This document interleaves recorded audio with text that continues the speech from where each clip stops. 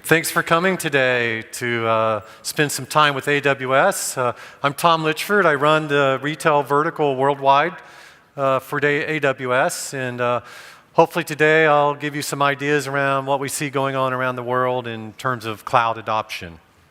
So with that, let's get going. I'll talk a little bit about the retail industry perspective, again, what we see going on in the world.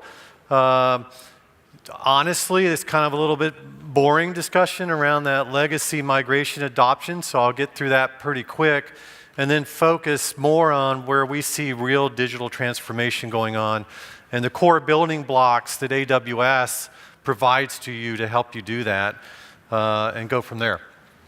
Okay, so you guys know this, probably maybe a US phrase, I'm preaching to the choir.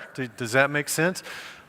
But connected consumers are everywhere. So whether they're at work, whether they're in their stores, whether they're online working with you, in their car, in their home, they're constantly connected. And retail needs to figure out how do I engage with these customers no matter where they want to do business with you. So keep that in mind as we talk about what's really going on in digital transformation. And there's four things here that you need to be thinking about in terms of, how we deal with people. And when I say people, we're talking two different things here. There's customers of yours and there's employees of yours, and how you're working with these people because of the technologies that they're carrying today and how those technologies are changing their behaviors. And that's pretty important in retail because when I travel around the world and work with retailers, I don't see a lot of retailers trying to understand what those customers are actually doing. So what devices, what technology are they using, and how is that changing the way they want to shop? And until we start understanding that and building data models to really dive into what those customer insights are, then we won't have any clue on how to attack that second pillar, which is processes. And from that, I'm talking about we can't continue to do retail the same way we've done retail for the past 50 years. We have to start rethinking our business processes and making sure we're engaging those customers again, back on that last slide, whether they're at home, whether they're at work, whether they're at play, whether they're in their car. So think about that from that perspective. The third area on here is things. And this whole Internet of Things that we're looking at today can provide you a wealth of data in terms of how you can run your businesses better. So we've got to understand when we look at, I think Gartner's last projection was by next year there would be something around 25 billion things in the world providing real-time data that we should be figuring out how we can take action on that data that we receive. Which then comes to that fourth pillar, data. There's going to be volumes of data coming at us, and we've got to figure out how to manage that data better. And I'll talk about it a little bit later in something that we called how to set up retail data lakes in order to mine this data for actionable insights. So how does AWS look at the retail industry then, understanding those trends?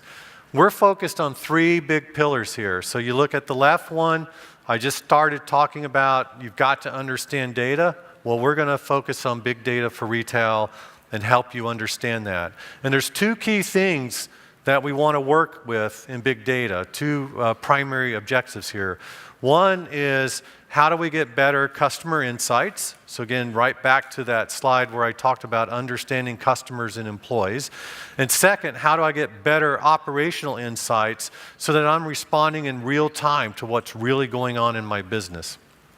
The second pillar we call unified commerce. And what we mean by unified commerce is we need to stop building these silos of applications that are only dealing with one channel. And we need to move to a more current architecture around how we build our applications so that they're channel agnostic And no matter what that customer is trying to deal with you, you can respond to them with the channel that they're coming in. And I'll talk a little bit more about that using an example around recommendations engine. And the final pillar is around digital customer engagement. And what we really mean here is how do we put technology in place so that we can really make the experiences of our customers the best possible experience that we can give them. And what you're going to see later in this presentation is that that experience isn't always meaning I'm having to do something one-on-one with that customer. There's plenty of areas behind the scenes that we can fix that can help improve that experience when the customer is shopping with me. So let's spend a little time on this slide. And again, this is a slide that we'll talk about as I visit retailers around the world. What would a typical journey to the cloud look like? And it's not the same for any single customer. Every customer will take different journeys. But let me give you a little insight into maybe a template for how they do that. So first, on the far left here, they start with dev test. And I actually worded that wrong because it's not the classic dev test that we think about with legacy data centers. This is really more around how do we get better at experimentation. And that's something that Amazon does really well. And it's a whole different presentation that we could talk about, how our culture is meant for speed, it's built for speed, and we're constantly innovating. And so really, when we talk about dev test here, is how do you start getting your people to start changing their mindset in ways of, I've got ideas here that can really generate great business outcomes, I just need a way to test it. And the cloud is the best way now to ramp something up, test your theory, see if it works, and if it does, start figuring out how can I get that into mainstream, or if it doesn't work, grab that data, shut it down, and move on to something else. So think around dev test as experimentation. The next step where I see a lot of customers really focused on is now getting their feet really into the fire of starting to move commercial or core enterprise systems. And the first one here is e-commerce that we see going first. And while we're doing that, there's two critical things here that we want to get right. You know how to run on-prem data centers today. Well, now we want to make sure we really train our people on how to run those same systems in the cloud. So that's what we talk about when we say start building your cloud center of excellence now. Work with AWS to do a well-architected strategy for how you stand up machines, how you do data, how you do networking, how you manage security. All the same things you're used to doing in data centers today, you're just going to be doing those in the cloud. And we'll help you do that so that we get it right first and we're not well down the path and have to back up and redo it because we missed something. So now back to my e-commerce example. That is the low-hanging fruit of one application that I see almost every retailer lifting and shifting. And there's one main reason that they're doing that, and that's because it's very difficult to provision an e-commerce system to where most of the year it's sitting there idle, and then for 2 or 3 months out of the year, it's overtaxed. It has way too much volume coming at it because of the holiday traffic. And God forbid, the system can't handle it and you're down on Black Friday or you're down on the Saturday before Christmas and now we're losing sales. The cloud is ideal for running e-commerce because it takes those systems and it auto-scales them up when it needs the volume and then it ramps them right back down when it's not needed, and you're only paying for the compute time that you need to serve your customers. Now, the second thing I see going on with e-commerce is back to where I was talking about the monolithic systems and how we start decomposing those into a new state-of-the-art type architecture. And in this case, I'm going to jump all the way to the top right because what's happening is they want to decompose these monolithic e-commerce systems and get to a microservices architecture.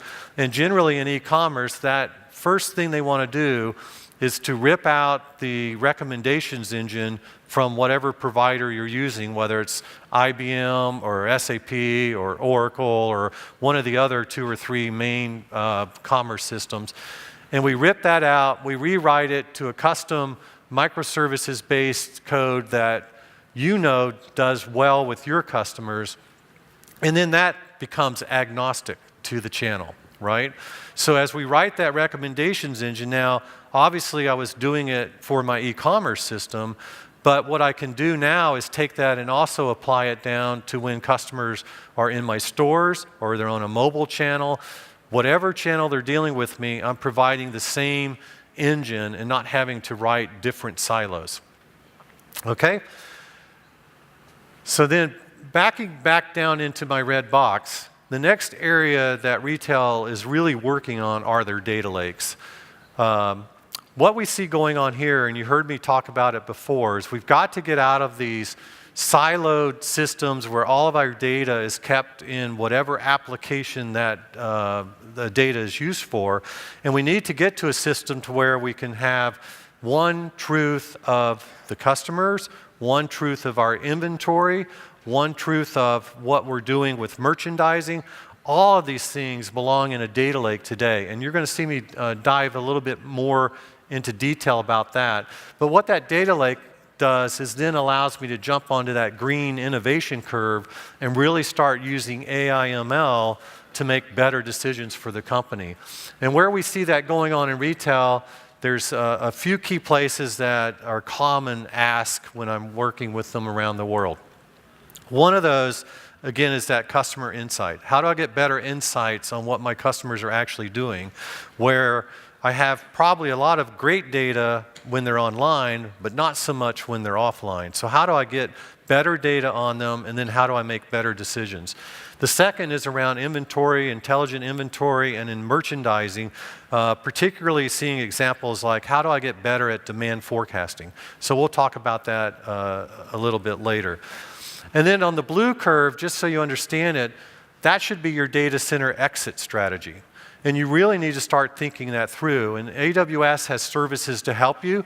For example, TSO Logic is one we use a lot, where we'll come in, we'll look at your systems, we'll analyze them, and we'll provide you a roadmap for which systems that are prioritized make more sense to move into the cloud. And ultimately, the strategy would be to get out of running your own data centers entirely. Okay? So that is a typical journey. That concludes kind of my boring talk of the discussion around just doing that legacy migration. Let's focus some time now on that green curve. Oh, wait, I should have told you. I'm going to go focus on that green curve, but I also want to tell you we're extremely successful in retail. We have thousands of customers worldwide working with us. I won't go through all of these, but again, remember I said there's no one same path. So you look at like Tokyo Hands here from Japan. They're completely 100% microservices today for all of their applications. Just an incredible feat that they started back on, I believe, in 2013. To do that. Under Armour is a big brand that you should recognize. Under Armour started with their mobile fitness app, and they currently today, under AWS, have over 180 million users of that app worldwide. Nike's a huge customer of ours in terms of a couple of things, not only because they are a big retailer and they're starting to figure out how do we re-architect our stores to be more responsive to the customer, but also from the manufacturing and the supply chain side on how do we use cloud technologies to do that better. So again, examples from all over the world of different meaningful workloads that customers are doing on AWS today. So now back to that digital transformation stuff. I think that gets a little bit more interesting and a lot more fun to talk about is how do we really transform retail to attack and understand customers much better. So let's talk about, from AWS's perspective, what are those building blocks that we provide to help you do that. So if you look down the left-hand side of the slide, there's going to be some key areas that I talk about the rest of the presentation. One is how do we get frictionless experiences, and just hang on to that one, I'll come back to it. Another one is voice, and how are we really starting to understand our customers want to engage in natural language interfaces with us. In the work, we want to do that too, so we'll talk about what we see around the world a little bit going on with voice. Video analytics and computer vision is huge, so I'll dive into that. Physical and digital, this is where we're talking about AR, VR, MR, so augmented reality type stuff. I have already mentioned things, so IoT, so we'll dive in a little bit to that. And then again, hopefully, I've made it pretty clear that as we re-architect these systems, we have to use serverless microservices, and we have to start understanding how we get this data lake in place so that we can really apply machine learning. So those are the building blocks. Now, how do you apply those building blocks? So the right-hand side of this slide looks at all the functional areas that you should be thinking about. And this is the reason I want to bring this up, because that top blue box that says customer engagement is the area most retailers want to focus on. They want to focus on, that mobile app that's directly engaging with the customer, or they want to focus on some technology that directly impacts how they interact with that customer. And sometimes they lose sight of the fact that every other box around that circle is behind the scenes that the customer doesn't necessarily see that you're working on. But if you could fix things in those those boxes, would have huge impact on how that customer experiences their experiences when they're shopping with you on the web or in the store. So, for example, how do we get better at intelligent inventory, right? Because out of stocks is the number one, one of the number one or top 5 problems in retail today. And an out-of-stock problem is usually very bad for the retailer that's out of stock. It's not like, well, they'll just go buy another item. Most consumers will choose to go shop at another retailer and get the specific item they were looking for. So now you've forced your customer to go to a competitor. So how do we get better at intelligent inventory? Another huge area, for example, is safety and loss prevention, right? So how do we get better at making our environment safer for our customers? And I'll show you a couple of examples there that we're working on. So again, the point is, don't always just don't always think you have to do things that are only focusing on that direct consumer interaction. Look at what you can be doing behind the scenes too to run a more efficient business that impacts the experience for that customer. So let's show you some examples from how we deal with Amazon retail, right? So if you think about it, AWS is a business unit under Amazon, and then there's Amazon.com, which is our online business unit, and then there's Amazon Offline, which is our physical stores that we run. And AWS looks at Amazon Offline and Amazon.com as customers of ours, just as you would be customers of ours. And they have very strong requirements for how they run their business and things they want to do, and all the innovation that they're driving into the marketplace to make experiences better for their customers. Those same learnings I get as I'm working with them then become services that I can offer to you. So from a frictionless experience, just think about some of the innovation we've been driving, from one-click checkout. So again, removing that friction online from what it takes to pay for my merchandise once I have it in my basket, to, in the physical world, just walk out technologies. You've probably seen or read about Amazon Go. It truly is just walk out. I walk in the store, pick up things I want, and walk out. There is no interaction with any people if I don't want to, and the system is tracking what items I put in my basket, and it will make me pay for those after I walk out of the store. Another one would be ID by login cookie. So these are things that we don't even think of as innovations anymore because they're so common for us today. But that was a digital innovation by Amazon.com that's now become ID by license plate. So if you think about it here, Amazon Fresh, which is our grocery business, when I place an order and I go to pick it up, I recognize you by the license plate on your car when you drive in. You take no action, and I will deliver your groceries to you in the space that you park in. So again, think about how we expand that and we work with other retailers to do things like take a major oil and gas company, global gas company where, back to the frictionless example, in the US, when I go to fill up my car, it's a very painful process in the sense that I have to drive around looking for an open pump, and I have to make sure it's the pump that's got the fuel filter on the side of the car, on the side of my vehicle. And when I get out, I have to put my credit card in the pump and then put in a 5-digit zip code just to get the pump unlocked so I can start filling up my car. So you see all the areas there that are causing me not to like that experience. So what we did with this particular oil and gas company is we're working on a project with them where when you drive into the lot, we will recognize you by license plate. I know what kind of car you're driving now, so I can tell you what pump to go to, that the next pump that's open, so you don't have to line or queue up for anything. And then when you get out of the vehicle, that pump will already be unlocked because I know who you are, I know what your payment method is, and I can just remove that friction from the experience. So we've taken that from the previous slide, which we call just walk out technologies, to just drive off technologies, right? So a little bit on computer vision. So when you look at all the services that we can provide to help you here in retail, again, that customer focus one is when you hear Amazon Go or you hear Just Walk Out or cashierless checkout, everybody wants to do that. And if you think about it, there's all sorts of things I can be doing with computer vision to make the experience much better. So think around things like how do I get better at security? So how do I maybe notice something going on with a shopper in my store that would be suspicious, and I need to maybe get loss prevention tracking that person if they're doing things that make them fit the profile of a shoplifter. Loss prevention and safety, one of the biggest asks we get are around things like spills. So if you have a spill on an aisle, obviously that becomes a safety issue for customers, becomes a loss prevention issue for the retailer. If I can see that with computer vision, I can immediately then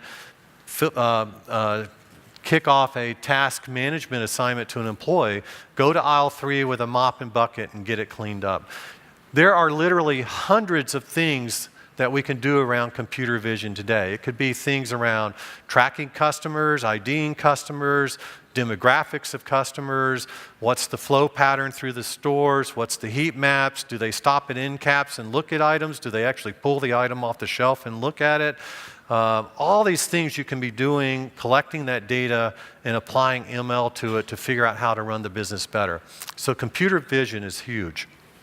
So within vision, there are a couple of key products. One is AWS or Amazon Recognition. And you can see here all the different things that we can do with recognition. So we talked a little bit about demographics, facial analysis, sentiment analysis.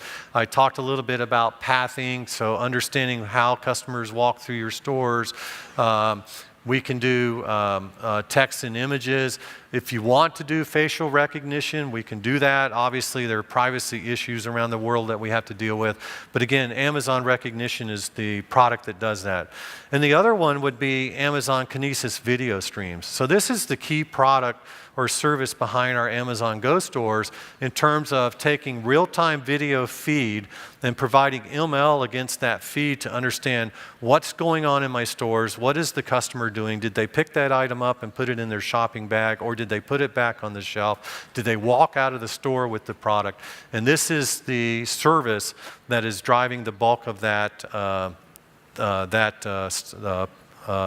product service. So along with computer vision, we have what we call sensor fusion. So this is where you now take IoT and apply it over on top of what computer vision is doing. So there's many examples. You guys could probably come up with more than I can think of. But as an example, with a few retailers we're working with, so where you're doing cold or hot storage, one of the easiest asks is, well, just tell me what the temperature is. Well, we're working with retailers in the sense that just understanding what the temperature of a freezer is doesn't necessarily help me, because once that temperature starts going down, I've probably already in a position to where I've lost product and now I've lost the availability to serve my customers. What we actually do is monitor the electrical usage of the motor.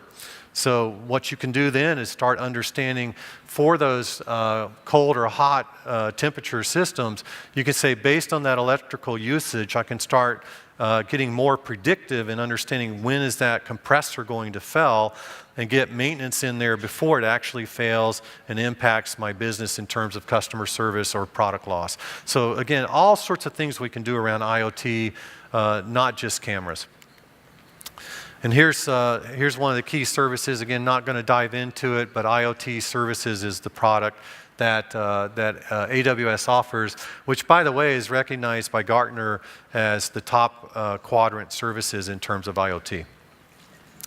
Again, not to get technical today, but I just wanted to show you, again, what Amazon or what AWS would call, what we would call a boundless store, and how we would architect that to do all these types of things when I showed you the innovations that were being driven by Amazon Offline or Amazon.com, and help you do some of those same things. So you'll get copies of these slides. I won't dive into this, but I just wanted to show you what a sample reference architecture would look like.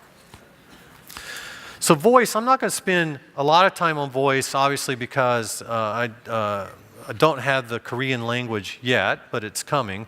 But when you look at what I want you to understand here, when you look at the success of products like the Echo and Amazon Alexa, and how those are widespread in use by consumers today, I think the last number I saw is well over 100 million Echo devices have been sold. The point I wanted to make with you is this is where consumers are going. So again, remember the comment I talked about, how you need to understand what technologies they're using and how that's changing their shopping behavior. So when you see devices like this being mainstream adopted by your customers, you should be thinking, how do I leverage that as a channel to go after them, right? So there are literally hundreds of retailers using Alexa today. So Best Buy, 1-800-Flowers, all of these types of examples where you can just say, Alexa, shop Best Buy, and start interacting with the actual retailer now in terms of that channel, in terms of working with them. Also, you can start playing today with products like, by the way, behind Alexa is AWS Lex. So just to tell you, the ML engine that's driving that is a service that you can use today. Now granted, it's not Korean language, but you could start playing with it using the English language today, and then when the Korean language comes out, you're ready to go in terms of all the types of things you can do, whether it's customer facing, or in this case, there's a similar service called Amazon Connect, where you can start doing automated call centers. You can do voice in the workplace, so like in our meeting rooms in our Seattle offices, I just walk in and say, Alexa, start my meeting. And Alexa knows what conference room I'm in, connects all the people that are supposed to be in my meeting, starts the projector, all those things that would normally be manually done. So be thinking about how you use voice in the workplace too. And again, I mentioned Amazon Lex was the main engine behind that. There's all sorts of voice products that additionally support that, but be thinking of things you can be doing here, not just waiting on the Korean language to come out. So ARVR, MR, so this is augmented reality, virtual reality, mixed reality. It's not, I don't see a lot of it yet today. There's pockets of retailers that are doing it well. Specifically, take like your sports retailers where there's action items and you want to show or put customers in immersive experiences of actually using the product or service. So we're seeing it adopted there. But just keep it in mind that you should stay aware of what's going on with AR/VR. Think of things of how we could engage our customers better, either, say in dressing rooms with things like the magic mirror, which, by the way, I almost hate using that picture because that's been around for, 20 years? But these things are easy to do now in cloud services, how you use consumer devices so that they see your product in their home, or how you use the devices when they're in your stores to provide augmented intelligence of when they're looking at an item. Or that could actually be an employee that's wanting to see what are my in-cap sales statistics. So just think about it from that perspective. Amazon Sumerian's the product you want to start playing with. I won't dive into a lot of detail. Again, you'll get these slides, but you can see the types of things that you can do. Now let's move into machine learning in terms of things that when I talked about the data lake, things that you should be thinking around how we innovate. So again, when you look at the learnings that we had from working with Amazon retail for over 20 years, everybody knows the Amazon recommendation engine. They like what they see in terms of customers who bought this, also looked at that. That's from the digital side. From the physical side, if you were to go into a bookstore, it's if you like, you'll love this. So this is all machine learning driving these type of counterintuitive decisions. What we've done is, working with Amazon Retail, is launched a product called Amazon Personalize, right? So this is to give you a head start in terms of not having to have your own data scientists, but having the actual ML algorithms that Amazon.com uses for their recommendation engine in order to kickstart your own recommendations engine as you build your own custom algorithms. The other really neat thing about this is it's a managed service, and that means there's no provisioning of hardware or EC2 instances or any of this type of stuff that you would normally do for applications. You basically just point personalized to where the data is. Hopefully it's in an S3 bucket, and you say, I want a recommendation against that data, and then you feed that down again to the appropriate system that needs the recommendations. So is it a customer on my website, or is it a customer in my store? Those types of things. So keep that in mind. So the bookstores, again, I talked about it. If you like this, you'll love that. So all the ML being driven around the bookstores. And then the 4-star stores, which I would probably wager most of you have never even heard of. But these are stores where everything is 4 stars or higher, completely driven by machine learning. So all the merchandising is based on data scientists, not traditional merchandisers in their office trying to manage an Excel spreadsheet. So think through that in terms of how we can then provide really detailed, personalized type recommendations to your customers. Another thing, again, is around that intelligent inventory. So we try to help you out here with products like Amazon Forecast, where, again, it's a managed service where we'll help you with demand forecasting, which from a ask from retailers is one of the biggest asks we get over and over again. So we're giving you our ML algorithms to do that, and then working with you to customize them and come up with your own forecasting engine. Another area of innovation is in our warehouses, and I'm sure everybody has probably heard a lot about all the robotics that we put in our warehouses. While we don't necessarily offer out the ML algorithms for how we run our fulfillment centers, we do have a product called AWS Robo Maker from Amazon, again, to help you get started for how you manage robotics in whatever environment. It doesn't even have to be a DC. So the other area I talked about early on is these microservices. So the picture on the top right, if you've never seen it, is a depiction of Amazon.com. So Amazon.com today is well over 1,000 microservices, all managed by what we call 2-pizza teams. So that's an autonomous team that is specialized in the services that they're responsible for. So like when you look at this bottom picture, all the little red circles, and that actually happens to be the home page, are microservices. And those teams are able to update and maintain and manage those microservices to where literally I can update Amazon.com every second of the day if I wanted to.